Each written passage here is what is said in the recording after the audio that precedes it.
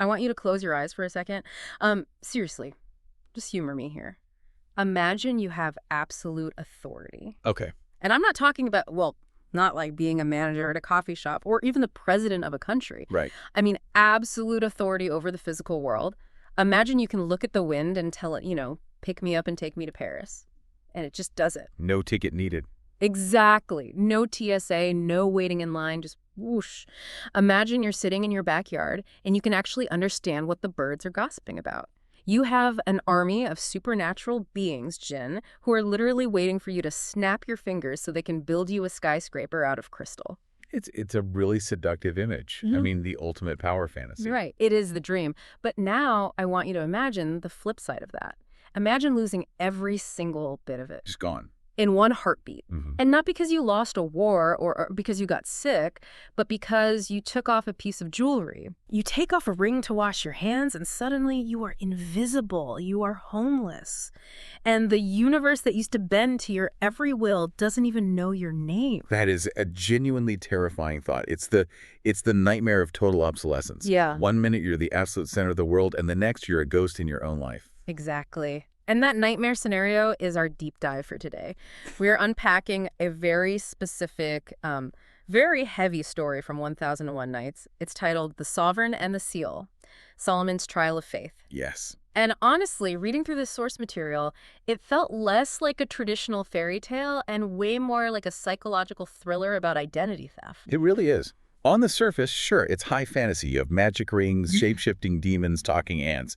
But if you scratch the surface, this is a profound meditation on leadership. Yeah, absolutely. It asks the fundamental question that every leader, every influencer, even every parent eventually has to face. Is your authority coming from you, or is it coming from the chair you're sitting in? That is the question right there. So let's set the stage here. We need to understand just how big of a deal Solomon was.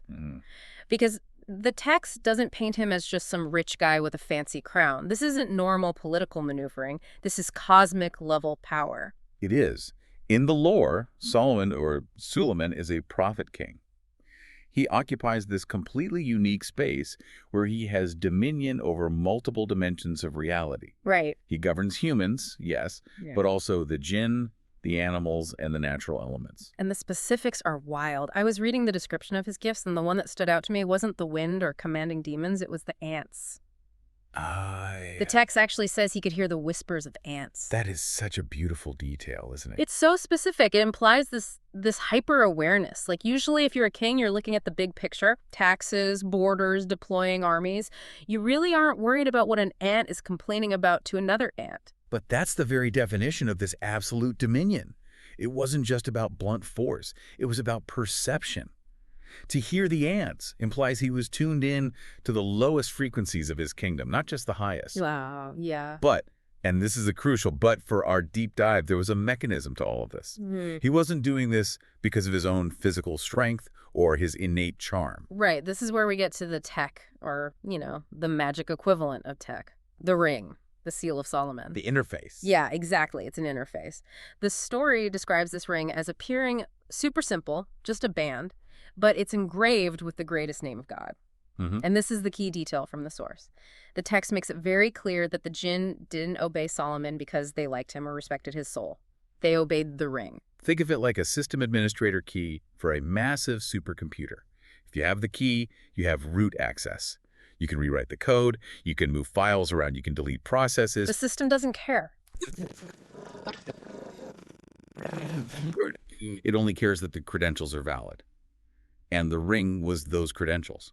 That is such a fragile system, though, when you really think about it. Incredibly fragile. I mean, we're talking about supernatural beings that can dive to the bottom of the ocean to get pearls, and they can build towering walls in seconds. And the only thing keeping them from tearing everything apart is a piece of metal on a guy's finger. That is the inherent tension of the story. The power was externalized.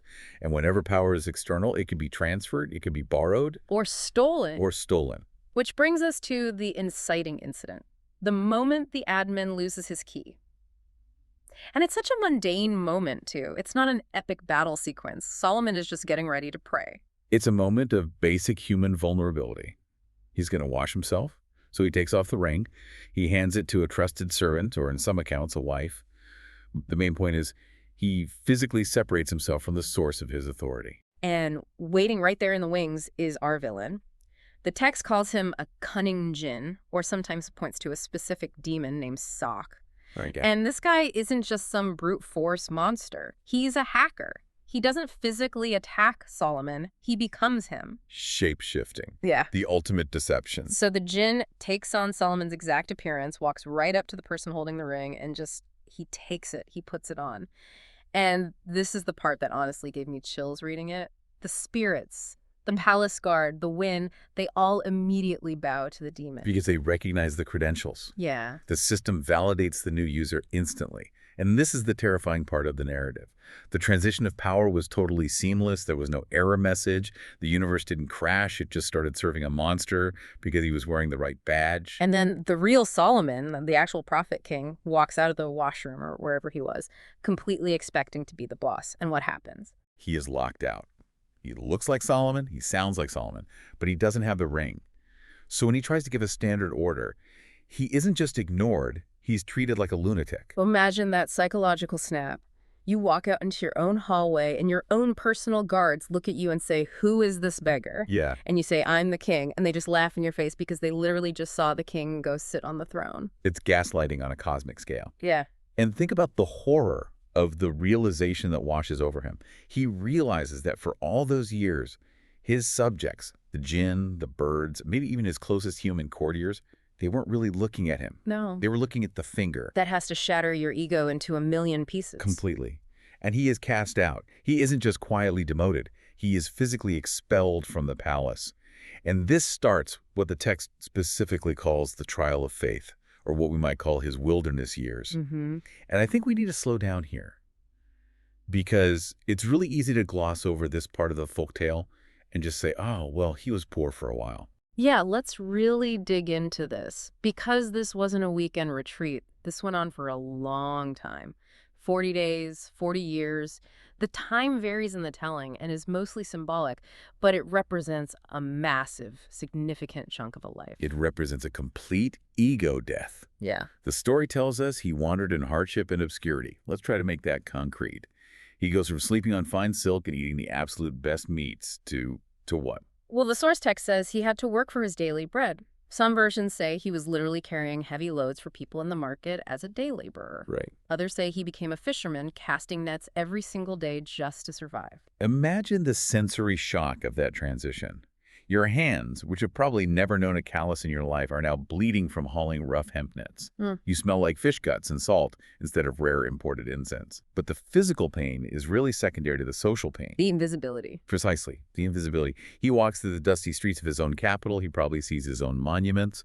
He might even see the imposter riding past in his own chariot. Oh, man. And if he tries to tell anyone, hey, I built that, that's me up there, they probably throw stones at him. Just get away, crazy old man. It's the ultimate nightmare of the uncanny valley. He is himself, but the world flat out refuses to acknowledge it. It actually reminds me of those stories of people who get wrongly convicted of a crime. Oh, absolutely. They scream the truth, but the system, the judge, the jury has officially decided the lie is the truth. And eventually, you just have to stop screaming if you want to survive. And that is the crux of the trial. Does he give up? Does he become bitter and resentful? Does he curse God and say, I was your prophet, and you let a demon steal my life? The temptation to despair must have been just overwhelming. But he doesn't. He keeps fishing. And that's the part of this deep dive that I find so fascinating. He doesn't try to raise a rebel army. He doesn't try to sneak back into the palace through a secret tunnel to assassinate the demon. He just does the work. He submits to the reality of his situation. Yes. And this is where the story pivots from being a tragedy to a deep lesson on spiritual discipline. By accepting his status as a fisherman, he is actually rediscovering his humanity. Right. When you are the absolute ruler of the wind, it's very easy to forget you're just a man. But when you are gutting a fish for 3 copper coins, you remember very quickly that you are mortal. He had to learn who Solomon actually was when the king part was stripped away. Exactly. Who are you when the LinkedIn profile is deleted? Who are you when the bank account is frozen and the titles are gone? If the answer is nobody, then you were never really a leader. You were just a user of the ring. Solomon had to build an internal ring, an internal authority that didn't depend on magic at all. So he's out there casting his net, probably sunburned, totally exhausted, maybe finding a weird kind of peace in the rhythm of the waves. And then destiny calls. Or more accurately, destiny swings into his net. The fish. It's a classic trope in folklore, the ring and the fish, but it works so perfectly here because of the setup. Right, so let's track the ring for a second. What happened to the imposter? Why isn't the demon still ruling the world? Well, the text gives us a great glimpse into the villain's mind here. The cunning Jinn, despite having all the power, was deeply paranoid. He knew the source of his power was the ring, but he also knew it was the exact source of his vulnerability. Right, as long as he had it, someone else could take it back. Exactly. So he pulls a classic villain move. If I can't be absolutely sure I'll keep it, nobody can have it. Either that or just sheer arrogance. Right. He might have thought, I've established my rule now, I've fooled everyone, I don't need the crutch anymore. Or perhaps he genuinely feared the ring itself. Remember, it has the greatest name of God engraved on it. A demon wearing a holy relic burns. So whatever the exact motive, he throws it into the sea. Which seems like a pretty smart move if you want to lose something forever. The ocean is massive. But he forgot that he's in a story about divine providence. He forgot that the ocean is also under a command. The ring is swallowed by a large fish. The fish swims into the exact net of a specific fisherman who used to be a king. It's the boomerang of fate. You really can't cheat the script. So Solomon opens the fish to cook dinner because, again, he's just a guy trying to eat, and he sees the shimmer. Imagine that precise moment. He's sitting on a dirty beach, knife in hand, fish guts everywhere. And there, shining right in the middle of the mess, is the symbol of absolute dominion. Do you think he hesitates? I feel like I would hesitate. Like, do I really want the win back? The fishing life is kind of simple and quiet. The text suggests he recognized it instantly as the end of his trial. He puts the ring on. And I love the description of the reaction here. It's totally instantaneous. The source says, at once, the Jinn trembled. They physically felt the shift in the metaphysical atmosphere. The true admin logged back in. The imposter session was terminated. And the imposter? Captured, chained, severe punishments ensued, which is the usual outcome for usurpers in these ancient tales. Justice was restored. Solomon is back on the throne. The crystal palaces are all his again. But he's not the same guy, is he? You can't go through the whole fish guts phase and come out the exact same person. No, you absolutely cannot. And this is where the source material moves from being an adventure story to being a philosophical treatise. The Solomon who sits back on the throne is fundamentally different. He holds the ring differently. Let's unpack the so what here, because the source gives us some specific morals, but I want to push on them a bit for the listener. The first one explicitly mentioned is power as a trust. Right. Amana in the Arabic tradition. It sounds nice. Power is a trust. But it kind of sounds like something a politician says right before they embezzle funds. What does it actually mean in the context of this specific story? It means that ownership is an illusion. We tend to think, this is my company, this is my team, this is my house. But the story argues that you are merely a steward. The ring, the power, was never part of Solomon's physical body. Right, it was just an accessory. Exactly. It was lent to him. If you view your position as a loan that can be recalled at any moment, you treat it with a lot more respect, and you hold it much more loosely. So don't grip the steering wheel so tight because it's a rental car. Precisely. It's a rental, and you will have to return the keys eventually, whether by retirement, getting fired, or death. That perfectly leads into the second point from the text, the danger of pride. The imposter fell because of pride. He arrogantly threw the ring away. But was Solomon proud before? Is that why this whole trial happened? It's heavily implied. The text calls it a trial of faith. A trial usually comes when there is something deep inside that needs to be refined. Perhaps Solomon had become just a little too comfortable. Maybe he had started to internalize it and think, I command the wind because I am special, rather than I command the wind because I have been given this specific duty. He started believing his own press release. We all do it. When things are going well, we attribute it to our own brilliance. When things go wrong, we blame bad luck. The trial forced Solomon to realize that without the divine favor symbolized by the ring, he was just a regular guy who needed to catch a fish to survive the day. That is a brutal, necessary lesson in humility. And that connects to the third thing, patience. The text really emphasizes that he didn't fight his way back to the top. He waited. Patience and faith. Oh. In the modern world, we love the fight back narrative. We want a John Wick arc. Oh, for sure. We want him to grab a sword and storm the castle and take back what's his. But Solomon's journey was incredibly passive in a way. He had to trust that if he was truly meant to be king, the ring would return. If not, he would just be a good fisherman. That is incredibly hard to do, to stop fighting and to trust that the tide will turn without you forcing it with your own two It hands. requires a massive amount of internal security. If your entire self-worth is wrapped up in the idea that I am the king, then you have to fight, because you are fighting for your very existence. But if you know I am a servant of the divine, then you can be a servant in a grand palace or a servant on a leaky boat. The location changes, but the core identity remains intact. That's the internal ring you mentioned earlier. Yes. And the source actually ends with that really haunting line. It says, perhaps the Ring of Solomon is a symbol of something deeper. Perhaps when faith is lost, even a king stands alone. Man, that hits hard. The ring isn't just a magic item to control demons. It's a metaphor for connection. Connection to your values, to your God, to your moral center, whatever you want to call it.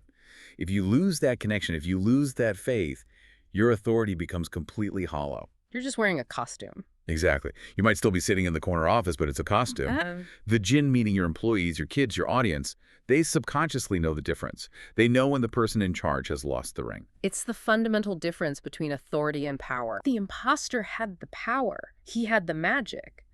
But he didn't have the authority, the inherent right to rule.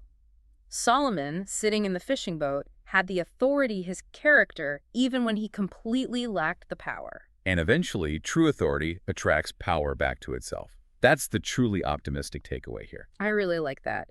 It makes the whole story feel very relevant to you, the modern learner listening to this. We live in a world that is obsessed with the external symbols.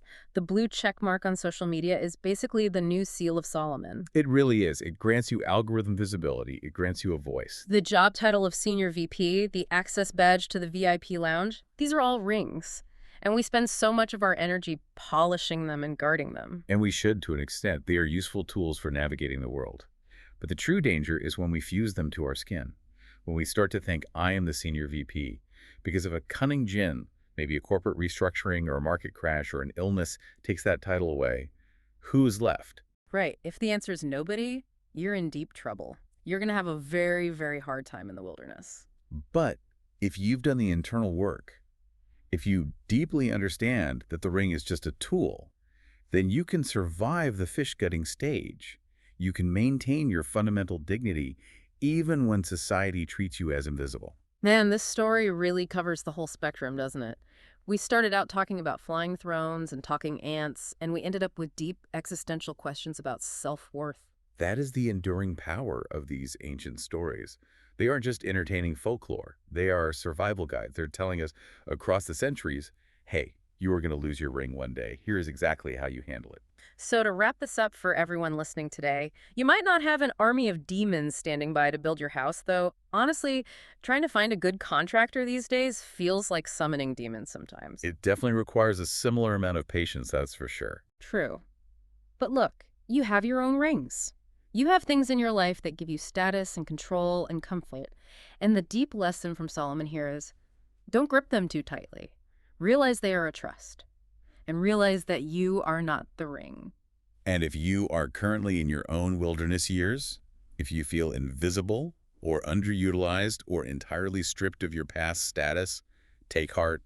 It's a trial. Keep casting the net. The tide turns for everyone eventually.